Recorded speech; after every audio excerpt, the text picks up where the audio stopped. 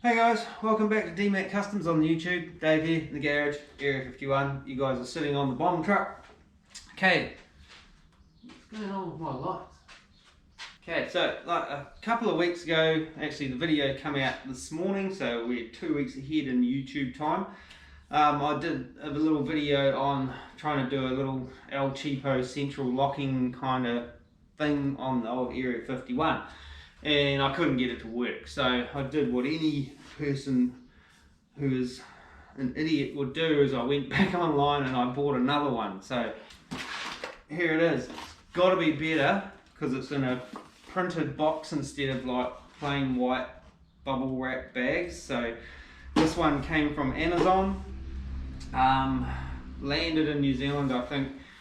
I'm not 100% sure what it was, because I had a bit of credit with Amazon because I had to send a sump gasket back that arrived bent, so I got credited back for that, so I had some money in credit. So it's cost me about another, it was just under $100 all up, I guess, but I only had to pay like 47 or something like that to get this to me here at the time because I already had some credit. So this is a little bit different to what I was trying to do last time. Last time I was kind of trying to use this little control box from one place. I actually bought it off Trade Me. I thought I'd bought it off Temu or something like that, but I bought it off Trade Me, which is a New Zealand like website for buying shit off Temu when you don't buy it straight from Temu, because it's the same shit, just different website basically. Most of Trade Me now is just, you know, resellers drop shipping out of China. Yeah, so this one's a little different in the respect that it's a complete kit. This is more like the one I used on my C10.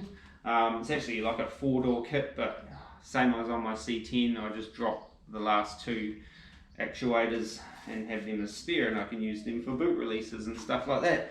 So this one also has an output for a trunk release, and we've got to figure out if I can make this one work. So let's get into it.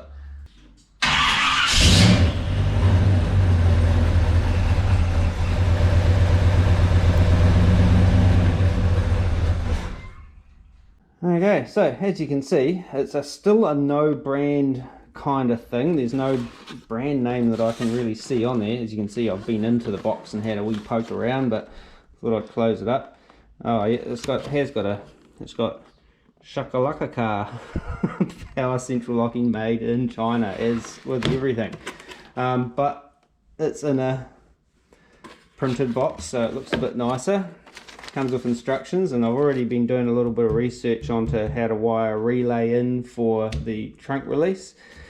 Instructions are pretty basic. There's a bit of an operating manual, which is, I wouldn't say manual, it's an operating slip of paper, which gives you a rundown on the, you know, unlock, which button to push, trunk release, rah-de-rah-de-rah.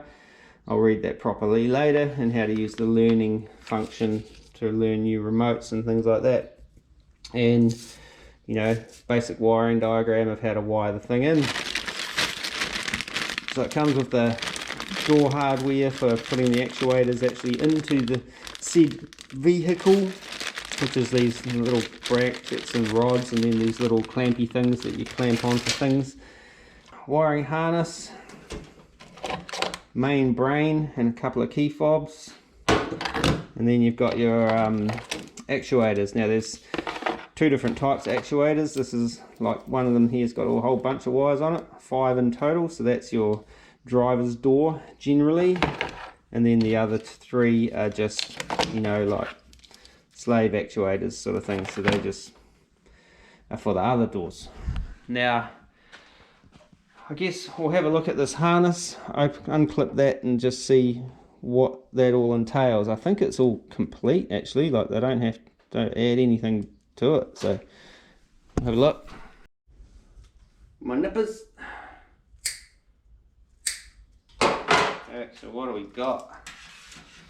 Oh yeah, oh yeah,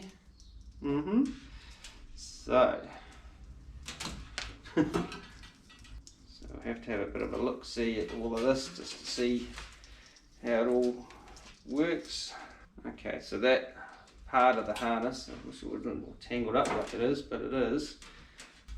looking at that one there, so I'd say that's the bit that's been isolated for the driver's door, so I'm going to have to make sure that I put my control box in a place that can reach the driver's door. So it's probably going to end up down maybe on the driver's side kick panel. It's not the end of the world. It's close to everything that I need, and as long as I've got enough wire here to get me across to the passenger door, the rest of them, it won't really matter. Yeah, I only need basically two of those wires. I'm not sure which ones yet, but we'll figure that out. But yeah, and then we've got all the other stuff. I know we've got two fuses in line here. What's that pink wire for? Well, there's two pink wires. Oh, I think they're for the flashes, or like for your, no, pink being, oh yes they are. So these are for your, to hook up to your marker lights, like your turn signals sort of thing. What do we got? Actually, we'll start at the beginning. So we've got the usual culprits, red and black, so that's our grounds and our 12 volt constant. What else have we got there? Blue wire, blue and green, they're all your actuator pulses for your slave actuators. And then we've got the pink wire, which we said earlier was for the turn signals. White and brown, connected driver's door, manual lock, unlock. Oh, okay, so that's like if you've got the white and brown there, they go into the driver's door. Like if you've got like a, you know, you can probably tap into those to put a switch on the door. In this case, they will go into there. So when you turn the key to unlock it, it'll unlock the passenger door as well. I think that's how it works. That's how it worked on my C10 when I did that one. What else we got? We got more white and brown. Oh, so there's white and brown that go. What's the story here? Oh, these little short white and browns. Sorry, disregard all of that. The ones I was waving around at you, they're the ones that are just for the on the door. There's another set of white and brown little short ones here, that one and that one. They're for the door switch, I would imagine, gauging from what it says here. Then after that we have yellow, which is, you know, to your siren, horn or whatever, if you want to hook something like that up. And then we have the orange, little mamma jamma here, that is the trunk release signal. And according to this little bit of paper, that's a negative signal, so I'll need to do a negative switched relay, which is cool. I think I've got it figured out with my little diagram. As usual, I sort of just looked it up online to see what ways of wiring a relay into that, and that's where actually I saw there was about 3 or 4 different ways you could do that, and I seen that some of them were negative triggered, and then I noticed on the instructions it had a little negative symbol next to the orange wire. So I'll get this kind of untangled a bit and maybe try and sort of get my main sort of driver's door stuff sort of untangled from the rest of it, because it's kind of annoying. And then oh yeah, that's where it tees off there. So there's all the little jointers there for the green and the blues and the grounds. So that's our, I'm going to go through our door. Oh, is that going to be long enough to get to the actuator? It's awful short. Oh well, I'll get this like organised, and then we'll kind of look at the next stage. I could actually do kind of some quick testy stuff on this to make sure it works fairly easily, since it's already kind of pre-wired. All I have to do is kind of hook it up to the battery and plug some actuators in and push the buttons and see if it goes. So I probably will do that first, just to make sure that I know somewhat what I'm doing.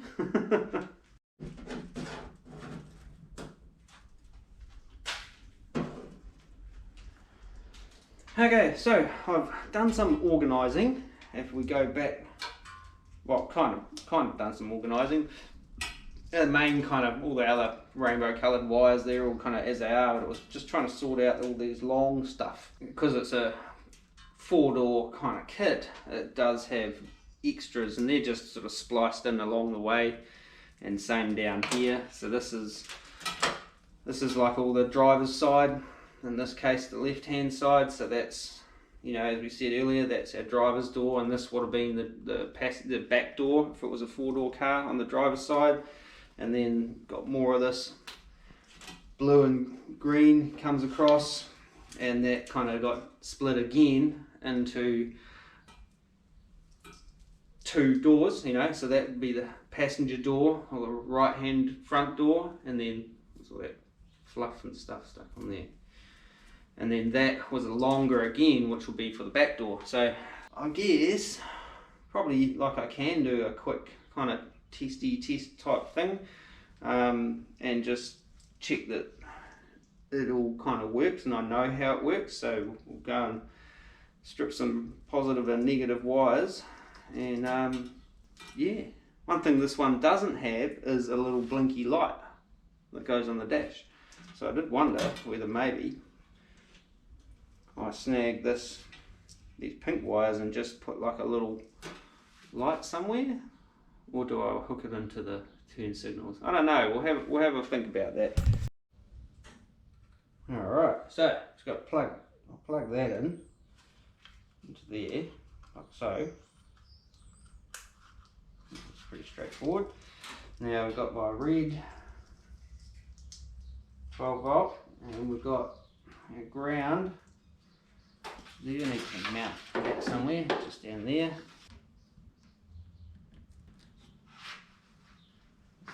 That good? That good? Now we need to plug in all of these. Fortunately they're colour coded, so it'd be like white to white, if I could see what I'm doing. Black to black. Probably shouldn't have powered this up while I was plugging everything in, but it'll be alright, hopefully. So now in theory we should be able to at least test one.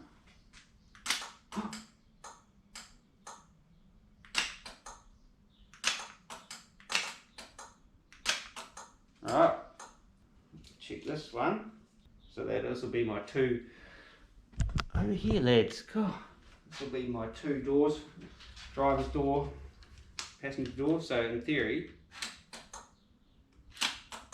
yeah, so if you're unlocking the door with the key, it'll unlock the other one, or if you use the remote, so we go lock, unlock. Hey, that's how it's supposed to work. So simple compared to before. Here's a little tick tick thing there for the lights. I wouldn't mind hooking the turn signals into it actually. I'll have to investigate that, just to make things more complex and potentially problematic. I could screw things up and fry stuff, but and then yeah, what happens if you see, if you unlock the passenger door, it doesn't do anything. The driver's door, alright, awesome. So not smelling anything burning. So that works, so that's cool. So I'll disconnect all that now. Next, I guess I need to determine, well, now that I've tangled all this up again, that's awesome. So what you want to do is make sure you tangle everything up as often as possible. That's going to end up over there somewhere, and of course I only really want those 5 wires to kind of be travelling through the door in any way, and of course there's the junction is right there.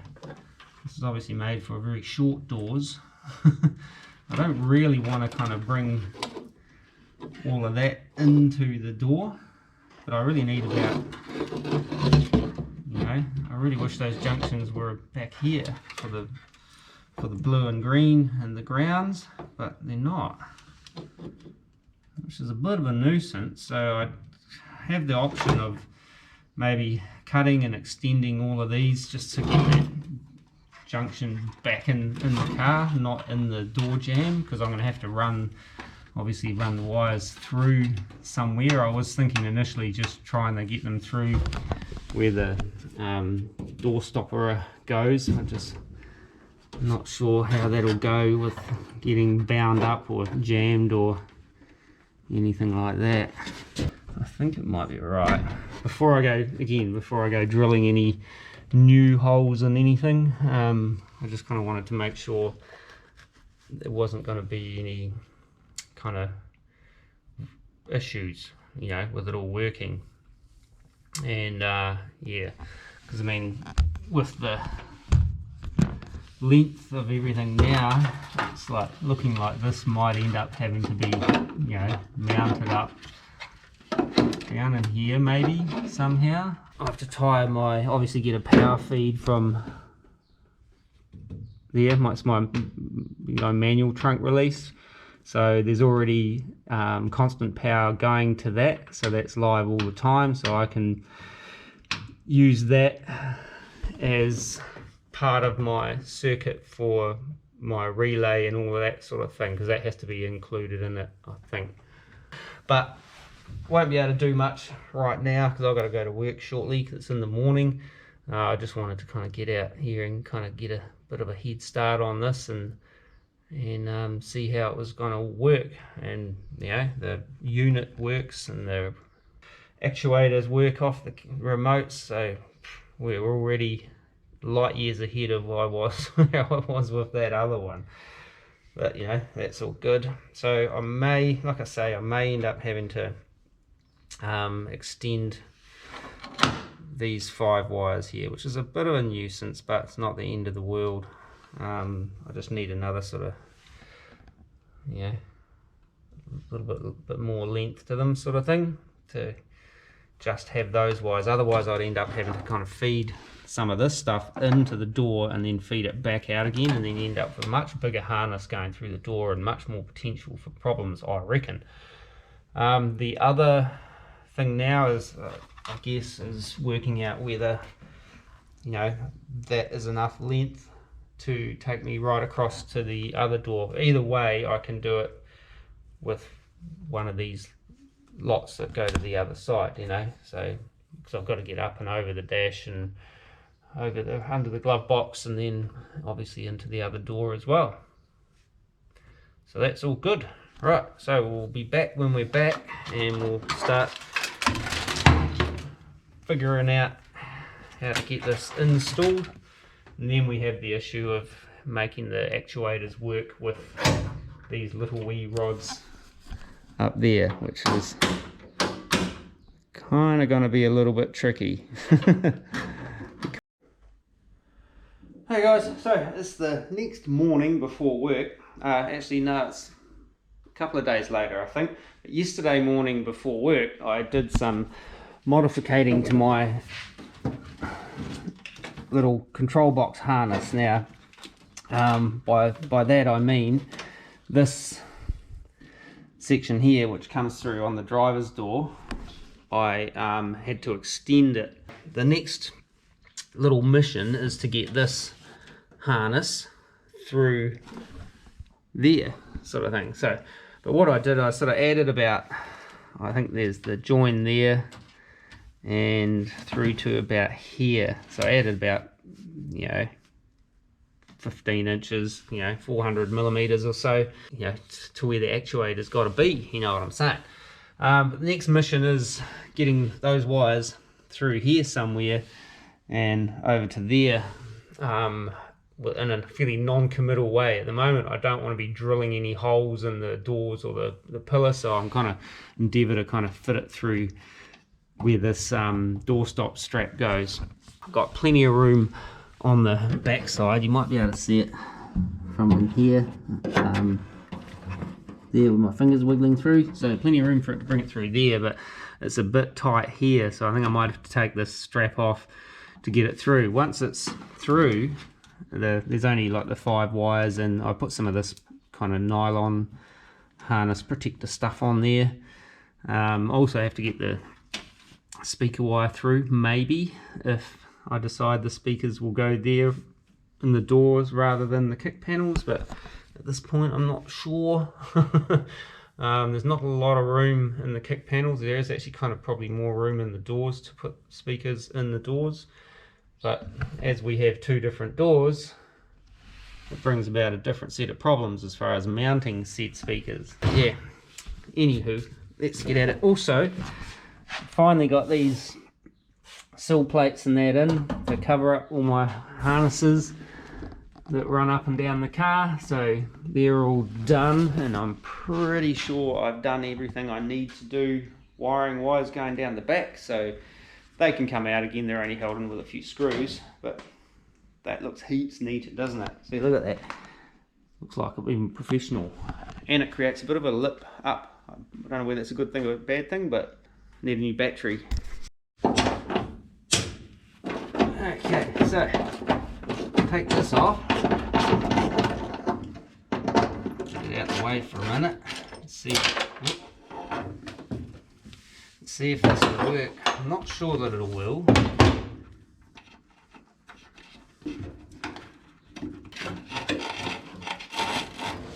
Here's all my washers and stuff.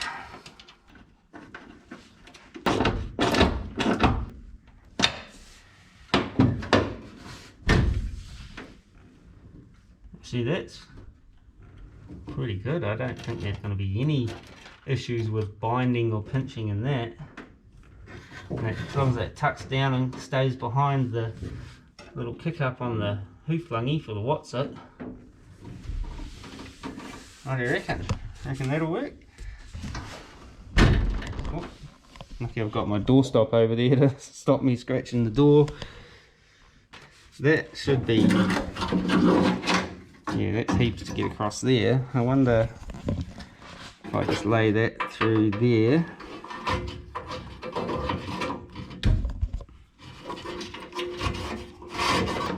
May get kind of pinned down a bit there because we'll have to, you know, maybe the speaker would be in there somewhere, and then the actuator will be up over there somewhere. I probably can pull a little bit more through. About there, because there's plenty. Because then this tangle of mess, I was thinking if that could go up there somewhere, you know, like that. I'll sticky tape it up there, and that gets me close to where I need to be for all, you know, the bulk of the other wiring and that. Not so much the extra door stuff, which will, I'm going to have to probably cut off the rear door stuff. I can probably do this side now and get rid of it. And then that's one less bunch of crap in the way to kind of be a nuisance. I think what I probably need to do next is maybe run this over to the other side. This is the passenger door. I don't know why it's all tangled up now, but oh, that's right, because it's got the other, that bit there is for the what would be the rear door. But yeah, so I just need to kind of organize this stuff a bit, work out what gets kept and what doesn't get kept, and then figure out what I've actually got to connect into things. So I think if I remember correctly, these pink wires were for the turn signals. The orange was the, I think that was the trunk release. I think that white and brown, I think they're for a switch, an indoor switch, but I won't be using those, so I'll just kind of maybe take those up out the way. I can't remember what the yellow was.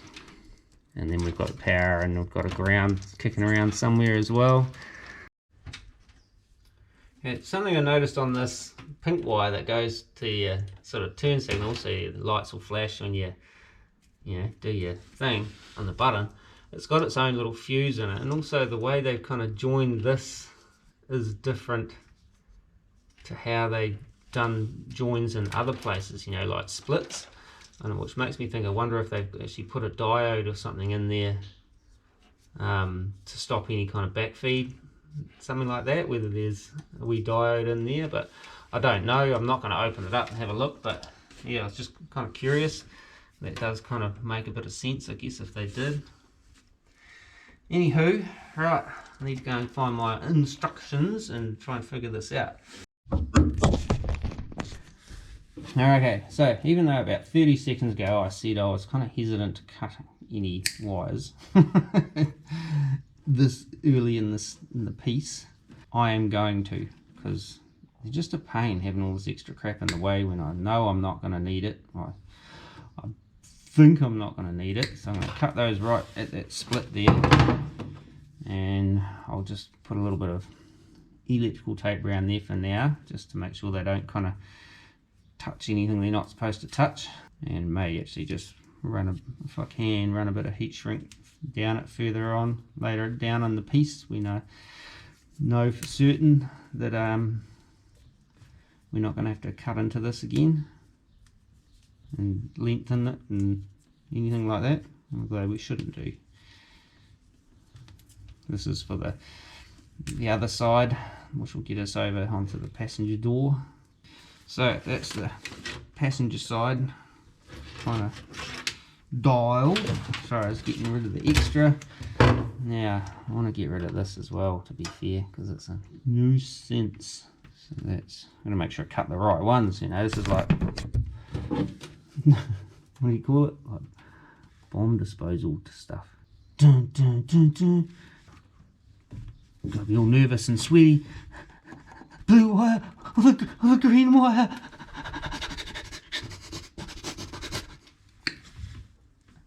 Okay, blue wire was safe. We should be able to completely disarm it by nipping that off. Yeah, so get rid of that. Blue out. Wrap a bit of electrical insulation tape around here, just so it can't touch anything metal. Got a good few layers on there. It's not, I don't really like using electrical tape for this sort of stuff. I would have liked to put a bit of heat shrink or something on there, but yeah, it's kind of too late now. Probably should have cut those off earlier, but I was trying to be cautious. But at this point, I just kind of got more pissed off of all having that extra wire all bound up and getting in the way than you know what I'm saying? I'm having trouble speaking the English today. I still need to go and find the instructions and figure out which of the redundant wires on the main harness on all this gobbledygook. Know what I'm saying? Okay, so according to the instructions, the yellow wire is just for like the, if you want to add it to the horn sort of thing, which I'm not going to do because I can't stand it when they go choop choop. So, and we've got that brown and that white that are for like a door switch sort of system, so I'm just going to pull them back up out the way for now.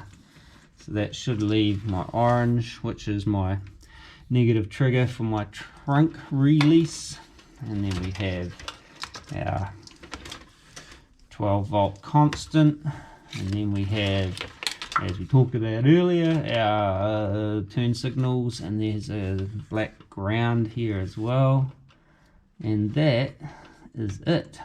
I've got to include a relay into this mix for this, and also tie in this switch here into the whole equation, which is kind of what this goofy little diagram is about down here. So got a relay, got some fittings, pull that switch.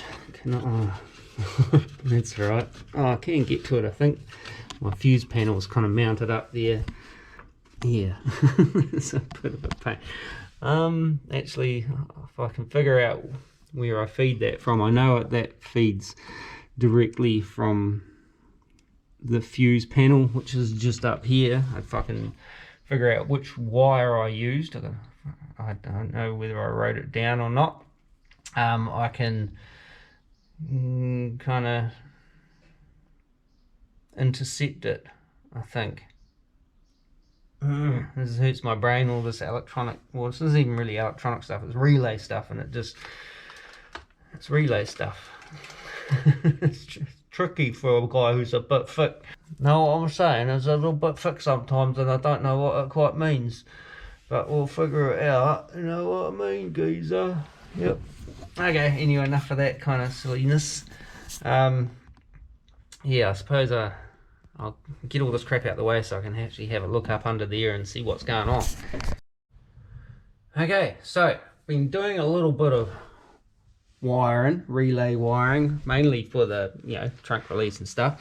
I'll give you a kind of a bit of a rundown of what I've done. This is my little diagram that I had done some research on. So the trigger wire from the control module thing comes down to the 86 terminal, and then out of the 30 is a trunk release wire. So in real world application, here's my trunk release wire, and that goes up to the other side of my trunk release switch. Now, and then the other two terminals that come into play on the relay are just 12 volt constant. So in this instance here, I've powered my main control box, which is just tucked up there for now, which is this red wire with the fuse on it, down onto the 87 terminal, where I've piggybacked over onto the 85 terminal, because they have to be tied together for some reason. I don't know how that works inside, but and then out of there comes this pink wire here, which is my 12 volt constant, which is going up to the same circuit on my fuse panel as that terminal on my switch. I did think about running it over to the switch, but then I thought it's closer to actually go to here than actually bring it all over the top and stuff like that. So and then we just have my ground, which I'll put on when I mount my relay, which is got to be mounted yet, and then test it and see whether it all works. So I've got my little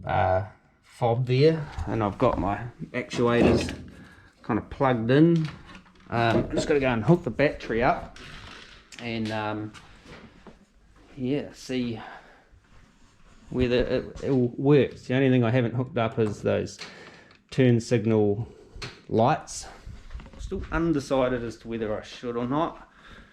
I don't know, just novelty factor maybe, I don't know.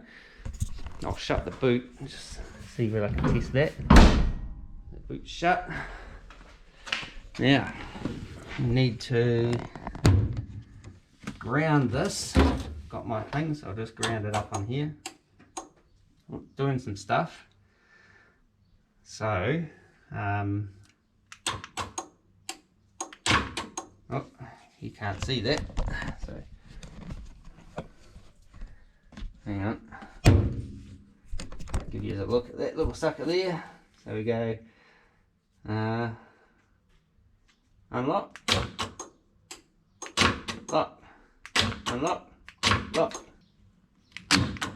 unlock, lock. Put that in there for now. Last one to try is the boot release. I'll just hook that up again. There we go. Press and hold. You hear that? That was the boot. And again. It's the boot. Final test is, let's hook that up again. Let's just check that that still works. So boot release. Yeah, boy. It works. Now I just got to kind of mount everything up, run all my wires and tidy all that properly, and then figure out how to make the mechanical part of it all work. So that won't be right now because I've got to go to work. It's in the morning again. I've been doing a little bits of like chipping away at this in the morning just to kind of get ahead before the weekend. And yeah, but looks like it all kind of works. As long as I can get the mechanical side of it to work, we should be good. So until tomorrow maybe.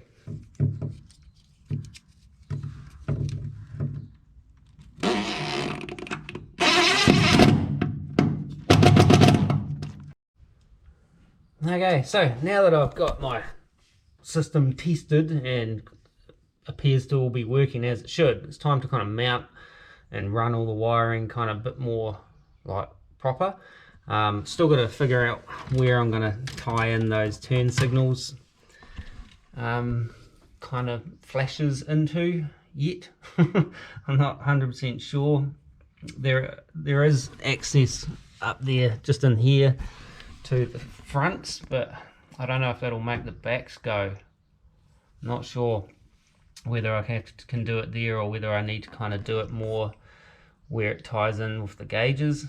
and stuff, you know, so you get that kind of flash in all four corners. Doesn't really matter. I could get away with not hooking them up all together. I mean, you can hear the relays clicking hard out in the little box, but once that's all kind of buried away in kick panels and stuff up there, it might not hear it. So yeah, been doing it, just taping up a bit of this wiring, just trying to clear it up a little bit. Mounted my relay up in here. Probably if there's ever a problem with the relay, it's just a case of taking the kick panel off and sorting the problem out. But it's sort of, it might be easier said than done, to be honest. But yeah, so I've got to kind of run all this stuff over to the other door, and then I can kind of figure out how to kind of dress this lot here up a little bit more, tie it all back, and then figure out where to hook those into. Okay, so it's next morning, it's the weekend now, so I'm back in my scruffies, garage gears. I've been like working on this wiring, as you can see, and the final stage for wiring it in was trying to get the sort of turn signals to flash with the key fob. Now this comes with this output here, and the instructions kind of are upside down. Basically has that split off and run to the two direction, left and right sort of thing. And I think this is there's a diode in here which stops it back feeding and interfering with the turn signals as a whole. I could have opened that up and had a look, to be fair, but I didn't.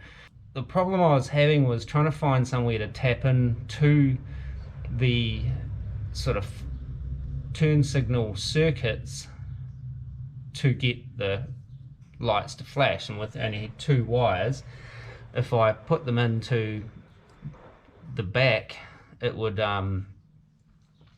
just basically, well, it actually, if I connect, you can see there that pink wire there, that one is connected to that yellow wire there, which is, and strangely it makes both the rear turn signals flash, and it doesn't seem to interfere. The only thing I haven't checked is when the brakes are on. Yeah, it doesn't seem to interfere with, like, when I'm using the indicators and stuff like that. It doesn't backfeed in any way, but it still flashes both of the rear turn signals, which is kind of odd. But then to get the fronts to flash, I only got one wire left, so I had to, it would only flash on one turn signal, which is not the end of the world. I could have just done that, but it just messes with my head a little bit, to kind of only have that one wire, one signal flashing when it should be two. So what I'm sort of looking at doing is splitting this wire, or one of these pink ones, into two, and I've run a couple of diodes in to see if I could get it to work, and it does. So what I might do now is kind of the same kind of deal with the back. I might actually run diodes in that as well, just to make sure there's no back feed. Somehow I blew this fuse. I don't know how, whether it was kind of bad from the get-go. It's only a 7.5 amp fuse, but yeah, it was blown. So at first I was getting nothing to work, whereas now I've got all four corners flashing, but the only thing I haven't tested is with the brake light switch activated and the turn signal activated. So I might see if I can do that before I kind of look at hard wiring this into place, if you know what I mean. And then that's the wiring done. I just noticed my relays have come unstuck off the firewall over there. Maybe they're not gonna hold with double-sided tape, because a bit stink. It means I might have to drill a hole in the firewall. See those relays kind of like just laying down over there? They were double-sided sticky taped onto the firewall, but I think maybe with a bit of engine temperature it just softened the tape and pushed it off. But yeah, so that's kind of where we're at with that. At this juncture is diodes. I don't know whether I need to, but it's just to kind of control the flow, the direction flow sort of thing, so just not getting any backfeed. Probably could get away with one by my logic, but my other kind of logic is saying you should probably put 2 in just to be on the safe side. Because I mean, in theory, if I just had that going into the right turn or left turn or whatever, any backflow would get stopped at that diode, but may interfere here into the rears, and any backflow, yeah, it wouldn't get through there. But so probably the safe bet would be to do diodes on all of them, just, you know, to be on the safe side. I don't know. So yeah, I'll get this kind of squared away, and then hopefully we'll get on to putting the actuators in. That's the bit I'm kind of looking forward to. Some kind of mechanical work, not electrical work, because this electrical shit, it's hard on the brain sometimes, man, when you're trying to make things work without creating conflicts with other stuff. Tricky for a guy who's a bit fit.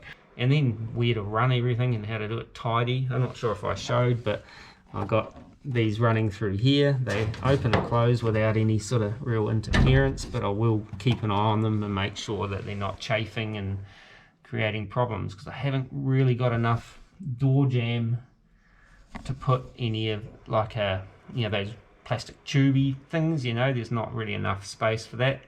You can get other kind of tubey type things that are kind of more fixed, so as you close the door they just kind of feed in and out and the wiring stays fixed, if that makes sense.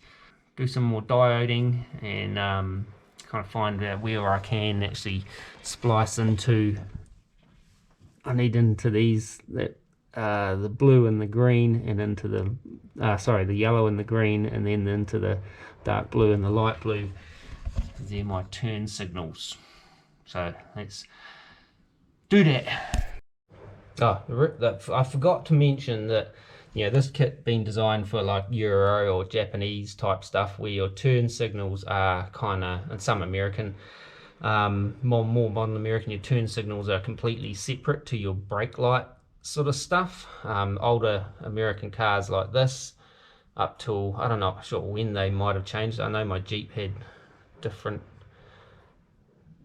turn signal bulbs sort of thing, whereas the brakes and the rear turns are kind of integrated into the same sort of thing, and that's where it gets a little kind of trickier in doing something like this. And this, if this was just a normal, like a Jap car, or even older Aussie stuff, the turn signals are on their own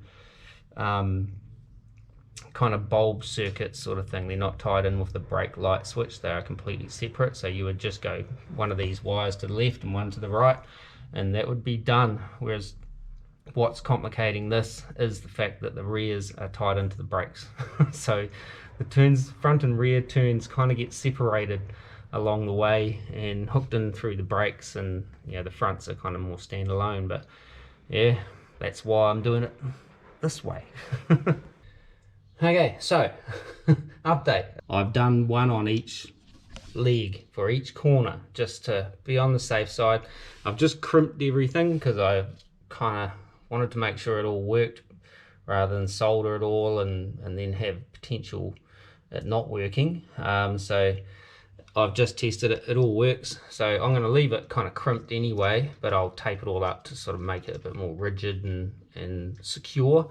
You know, I can kind of get a good bound up amount of tape on there. I'll just use like vinyl tape, and maybe top it off with some of that fabric tape just to kind of hold the vinyl stuff together.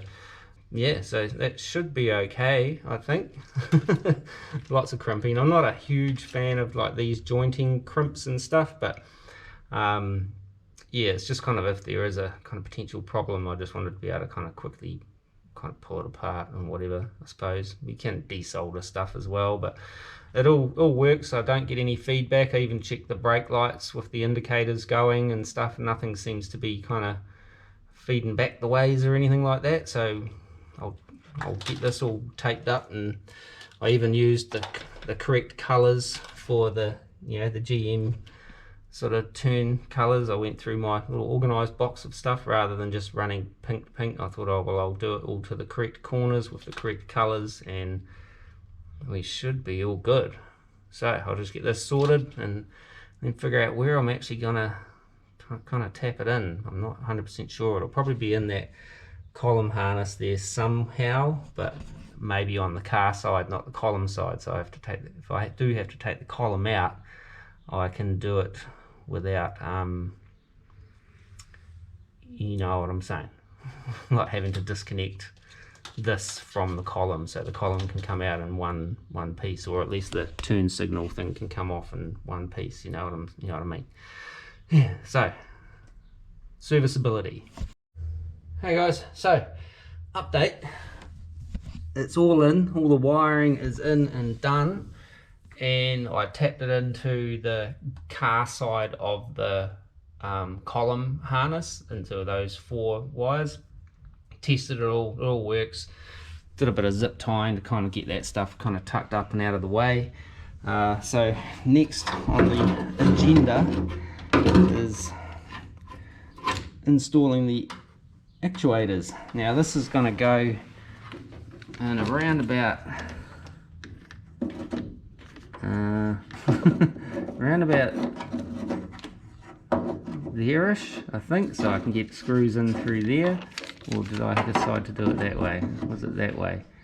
Can't remember. I'll have to get one of the rods and put it in and just see how it starts to land up the top there. Okay, so this is the rod, and it just goes in through there like that, like pretty straightforward. And then that's got to come up and meet up with that rod there. So get that up there, and it's going to hopefully come out up there somewhere. So let's see if I can finagle this and hold a camera at the same time. Hold it with my knees. There we go. So it's got to come up there and hopefully tie in there. But the problem is that there, I think. That's better. Yeah, it does need to go that way. And then hopefully that's going to attach in there. But now I need to probably get my garnish molding for the door and just see how that's going to impact if I put that there. You know what I mean? So hopefully it won't be too much of a thing, chicken wing. And yeah, so I might dig out the driver's side garnish molding and just refresh my memory as to how much room I'm going to have kind of behind it in this area right about there. So got the garnish molding on, and I'll just kind of feed this back up here so we can have a look, see how it's all going to land. You got to kind of get in past all the window stuff and things like that. So I'm picking, I want to get that hole about there in that corner. So that's the, where's this position? This is in the locked position, and so that's in the locked position as well. So my rod's only just long enough. So what I think I want to do is put a little bend in it right there to get it to run kind of parallel to that pin here. Actually, what I should probably do is mount the actuator, drill those holes, because they're kind of be pretty much set. So if I go one there, so I'll measure. I bought a measuring device. How far apart they are. The centre to centre number, they're 57 millimeters. What is that in inches? 2 1/4. I don't know. So we'll measure it in inches. 2 1/4. So if we get the other hole there, all the dust coming out. Do a wee pilot first just to get me through.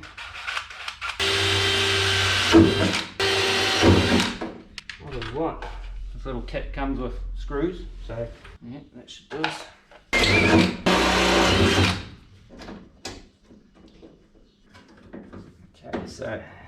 gets them started. Back there. Approximately. Might get a pliers in there. No, take it back out.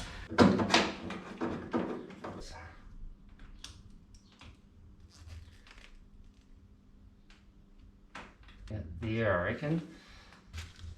So this is like a little doohickey. It's got a hole for the rod off the actuator and then a kind of more open side for hooking onto that.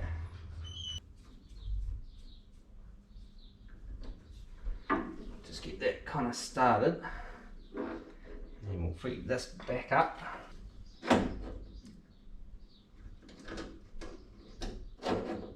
We've got to drill these holes a little bit bigger actually. Just out of the screw. That's awesome. There it is.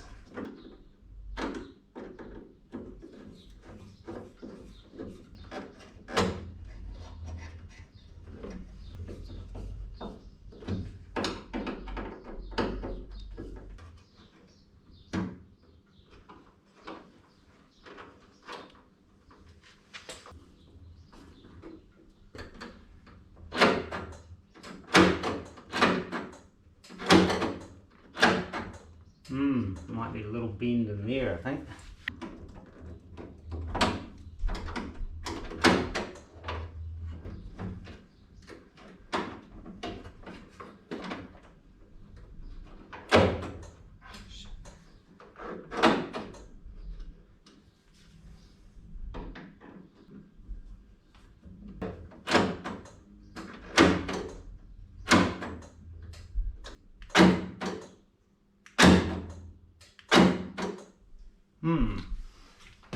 Kind of does a bit of weird sideways stuff. So I'll have a look, see what it does with this on. Yeah. Ah. I wondered about that. Ah, there's a thing. These little screws get hooked up on there. I wonder if I've got any little grub screws and what size they are. They look like maybe M4 or something like that. Because at the moment these heads are getting hooked up on there. I can't turn them around the other way because I won't be able to do them up. But it does do a bit of weird, kind of kicks around a little bit. I'm wondering if I do need to put a bit of a bend in right about there, get it kind of running that way a little bit. Give it a try. My screwdriver gone. Oh, hopeless, I lose everything.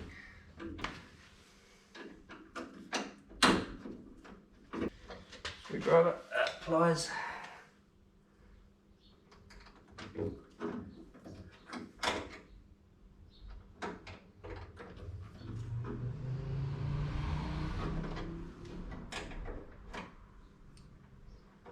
Go about there.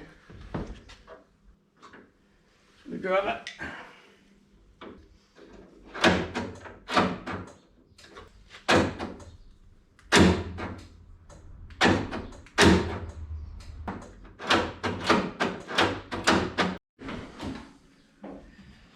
Okay, so fitment is generally okay other than these things that are going to catch on my garnish moulding sort of thing. I'm wondering if I haven't got any grub screws here. I've got some at work, of course, which I don't actually use anymore, so I'm wondering, I've got them at work or are they here somewhere? I did have them here. They were little M4, I think they might have been too long as well though. They were M4 by 6 I think, whereas some M4 by 4 little stainless grub screws would be primo, I think, as long as that little block can get past my garnish moulding, which is now the ultimate question. I'll put it back on and have another bit of a look-see and just see how much it's catching.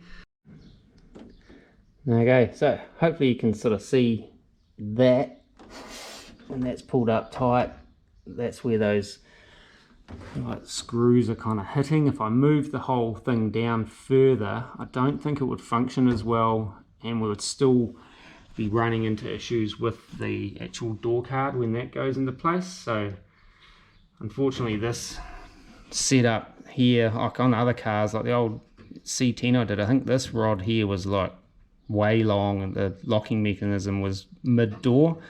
So you could actually put this bit kind of internally and it had heaps of kind of clearance and stuff, whereas in this situation I don't have that luxury. But if I did bring it down, I mean I could bring it down into here maybe, but I'd still need to be getting grub screws, and then we're probably going to run into problems with that bit of steel there unless I knocked that down, gave it a bit of clearance. But I think I'll try the grub screws first, but before I do that I'm going to fit the other side up and just see what that's like, because things in here are slightly different on the other side. So wish me luck. Here we are on the other side.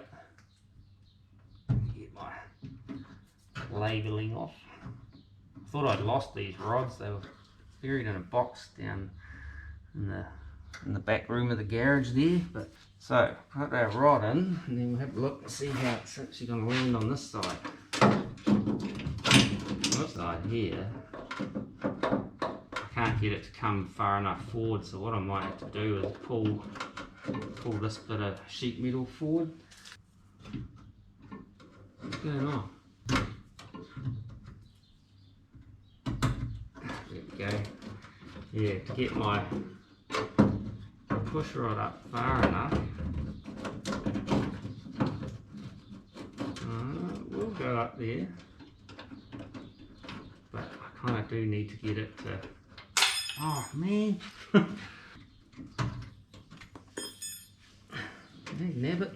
I'm going to have to put my holes in around there, I think, there. Yeah.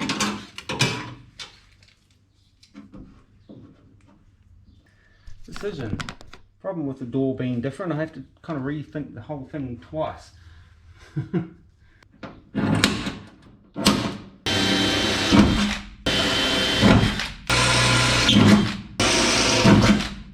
I'm lucky you didn't stab the back of the door. Ah, oh, there's a thing. Didn't think of that, did I?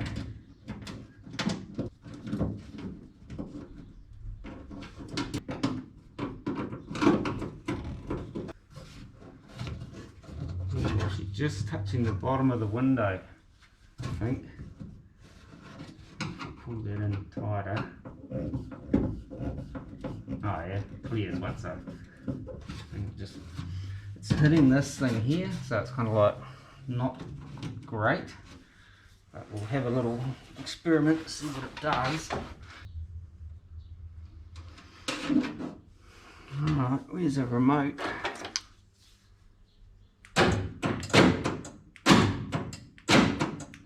It works, so that's good. I've got plenty of spares in case it doesn't want to work anymore. That's got to come up about there. Where's my pliers? I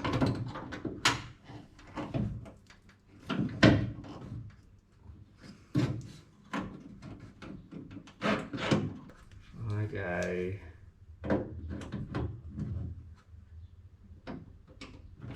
like that. And we try it like that. Yep. Alright, so I'll try it about here to start with and see what we get. Oh, I can't remember whether it's on locked or unlocked. What's the other side doing? I think it's unlocked, which is about right. So let's have a look. Where's the key fob? So we go lock and unlock.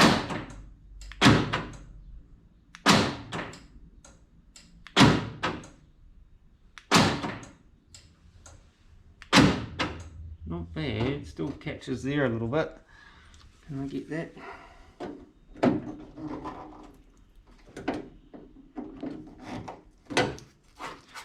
Yeah, bit rough and ready, but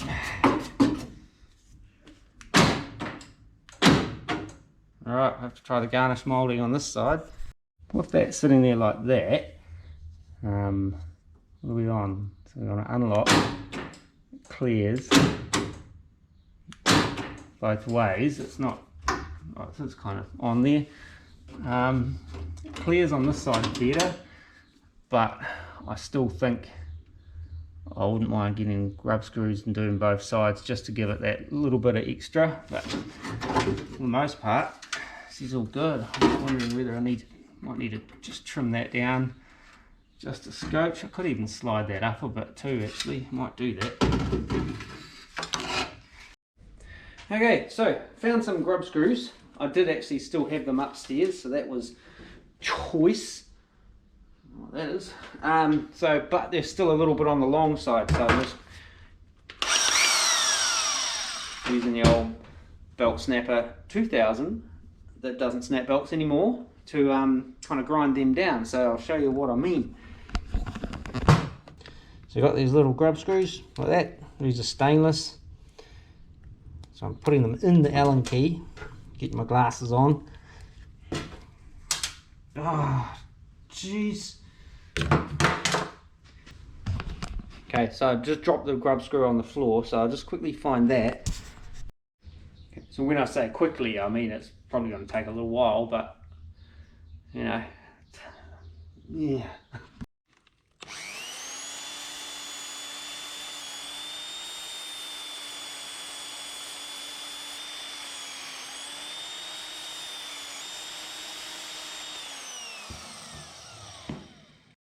Okay, so last one done. You gotta watch that because the Allen key gets quite hot as well. It's quite good to sort of hold it with, and I didn't wear gloves because I wanted to have that tactile feeling with my fingertips, if you know what I mean. So this is the last one, done the other two. So I just gotta take that last Phillips head screw out and put this little grub screw in.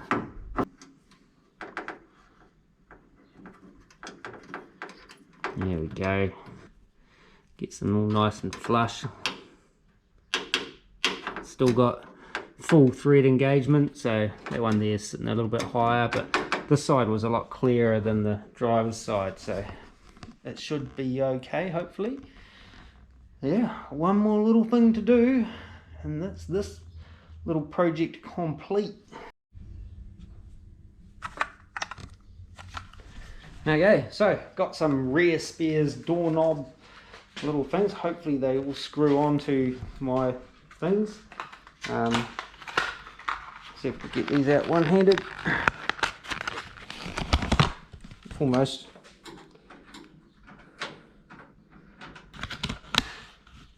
Hopefully they'll fit through there. Oh yeah, sweet.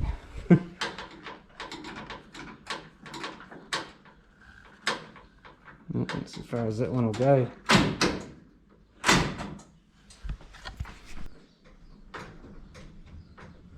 The rods might be a little bit too long actually.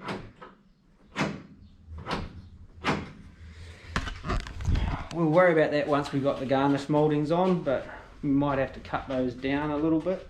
That driver's door one looks goofy as. I'm not sure if it's actually screwing all the way in. These are actually for Aussie car holding. You Aussies and Kiwis will know what that is. A few of the other folk might, but they if they screw all the way down, it might be right. Yeah, I just found those on Trade Me. Can't remember how much they were. They weren't ridiculous.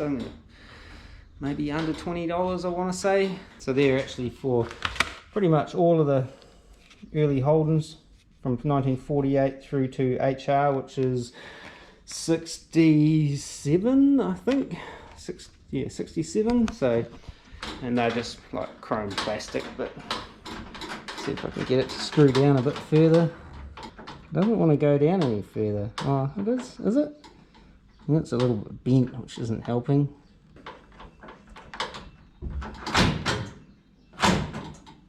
And definitely we need to cut down the rods to use these. I think, oh no, it is screwing all the way down.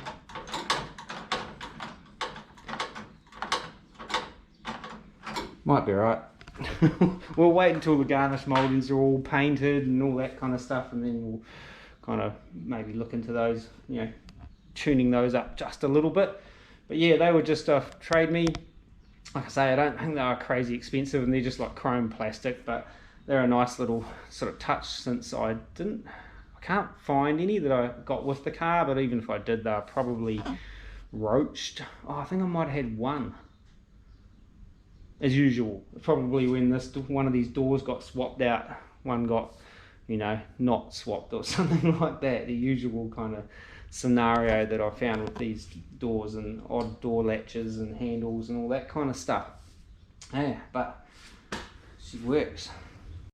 Again, if anyone's interested, that's what the box looks like. I can't, that Shakala car power central locking kit made in China. There's the part number, if that's the sort of thing that's interesting. Yeah, that was just off Amazon. Not crazy expensive, built for a 4-door, not really a 2-door, but just snipped off those extra 2 wires and she's good to go, bro. And primarily I wanted the trunk release. I just wanted to be able to walk up to the car and open the boot without having to come into the car and push the button. Whereas if I'm in the car, I can just push the button on the dash and pop the boot before I get out of the said car. That car, yeah, that one.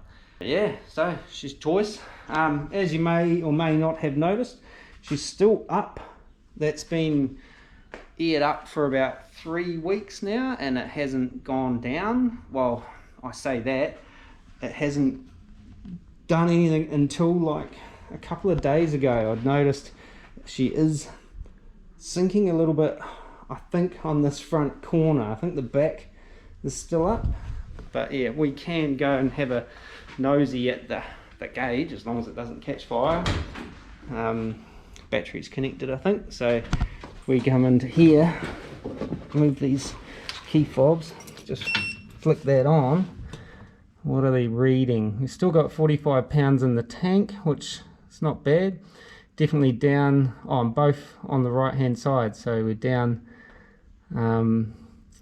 43 pounds there and 41 on there, so this is not bad.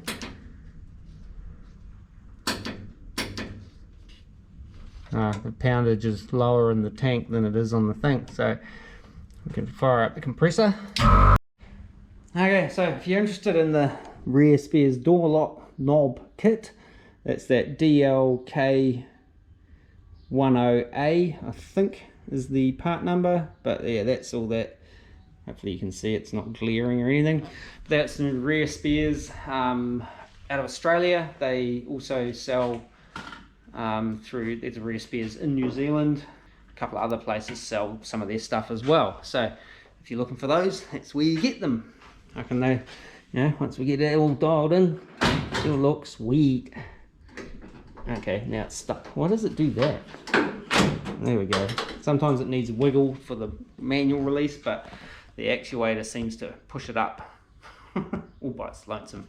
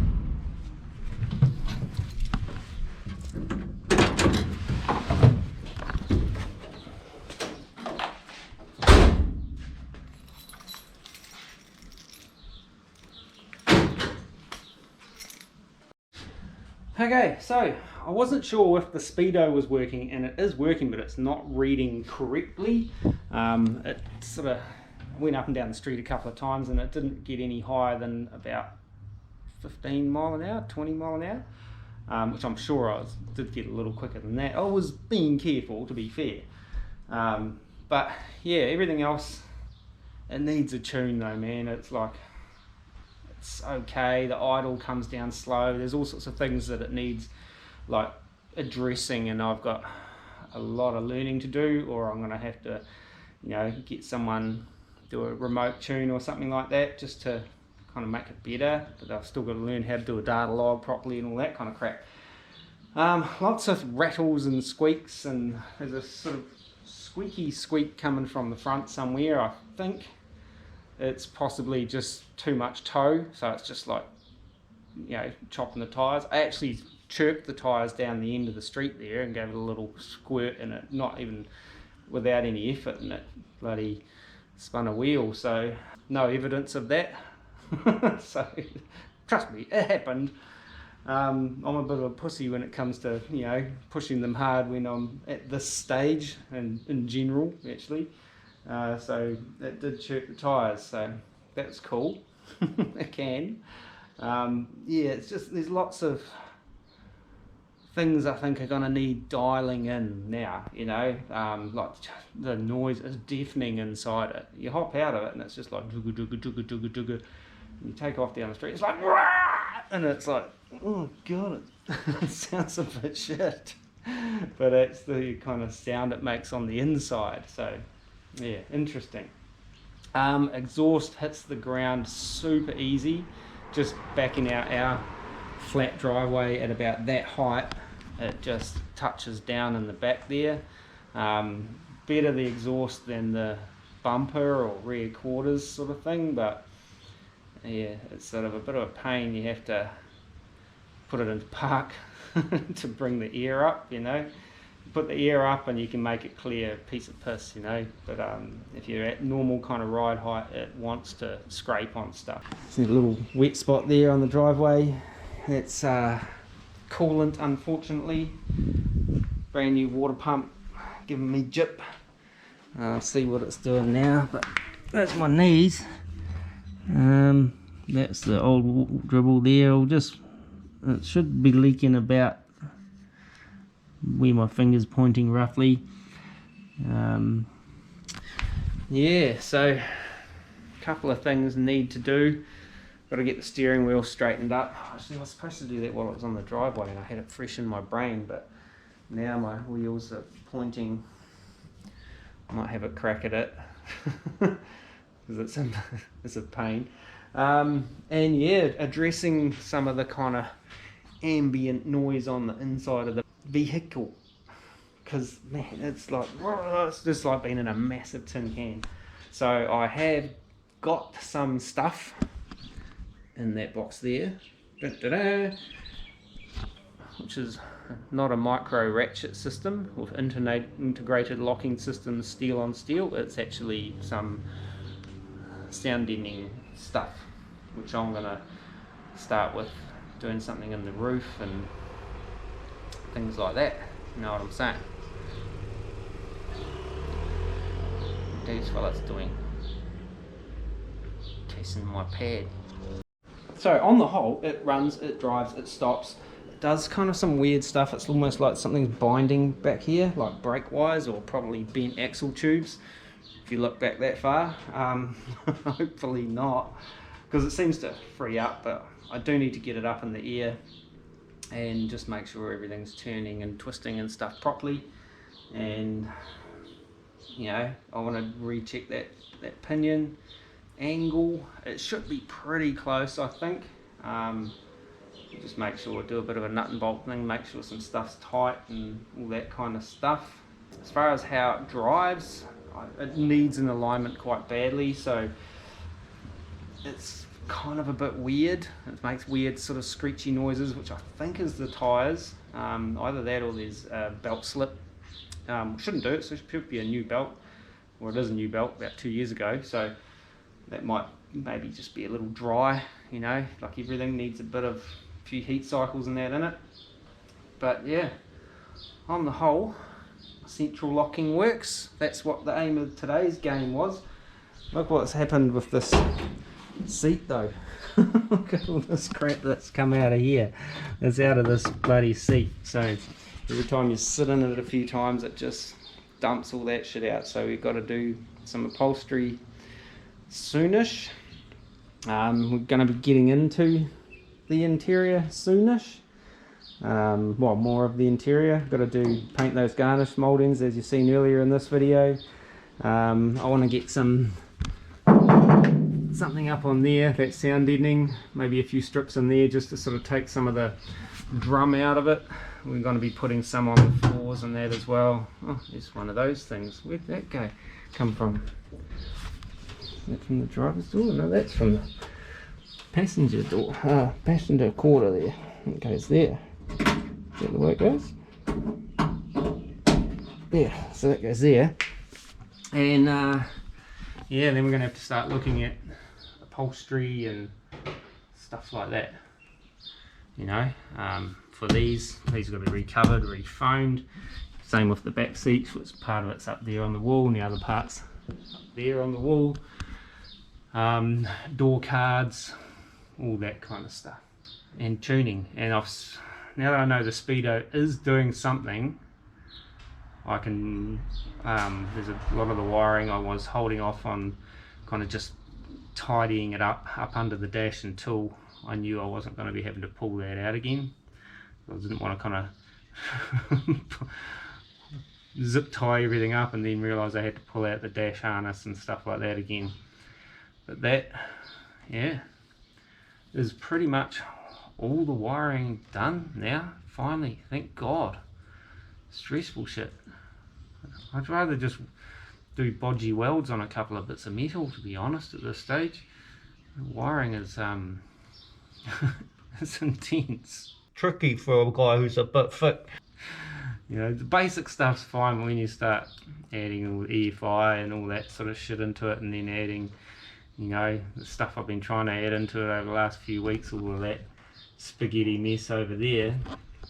It gets a bit heady on the old brain box, if you know what I mean. Need to vacuum out my car, man, before I can do any sound deadening stuff. Oh, seat belts, I've got to do seat belts too. So there's going to be some more doubler plates, like these things have got to be, you know, mounted in a couple of places down there. And I need 1, 2, I need over the other side. And there's got to be another one mounted here. I haven't bought the seat belts yet, so I'm just going to put belts in the front at this point. But yeah, it's all money, and so I've got to buy the belts and then doubler plates and monol rivets. It'll be proper monol rivets, 3.7mm monol rivets, and yeah, that sort of stuff. Okay, so that's where we're going to leave this video. I know, you want to see more, you just want to keep going for hours and hours on end, but I got other stuff I need to be doing, man, so I gotta, you know, get at it. So if you haven't subscribed at this point, please subscribe, like, share, comment, let us know what you think of the car. As long as it's positive. If it's negative, you can just get the fuck out of here. To put it bluntly, life's too short for a bunch of negative people. So there we have it. F-bomb on a DMAC Customs, but it's at the end of the video and most people have tuned out by now. So, but anyway, like, share, comment, all that good stuff. Where was I? dmaccustoms.com for the DMAC Customs merch. Not this t-shirt, but like the ones I was wearing earlier in the video during the week. Don't forget we're on Instagram and the Facebook. And as always, thank you so much for supporting my little channel. And until next time, take it easy and peace. Side note, when this thing's been run up to temperature, it smells weird. like it smells weird. I can't even describe it. It doesn't smell like burning coolants and things like that. It just smells like weird. I just wanted to do a check trans fluid. Yeah, just kind of odd smells. It's like warm plastic and new paint and stuff like that heating up. That's kind of what it smells like to me. So yeah, so till next time, take it easy. Another little side note, it needs trans fluid. Like, it was just touching the dipstick, so it was behaving weird in reverse, so I was like, this fucking, I thought it was maybe that grabbing was that. But yeah, she was low on trans fluid. She's not leaving puddles anywhere, so it must still just be my initial fill hasn't leveled itself out quite proper like yet. So again, till next week, peace.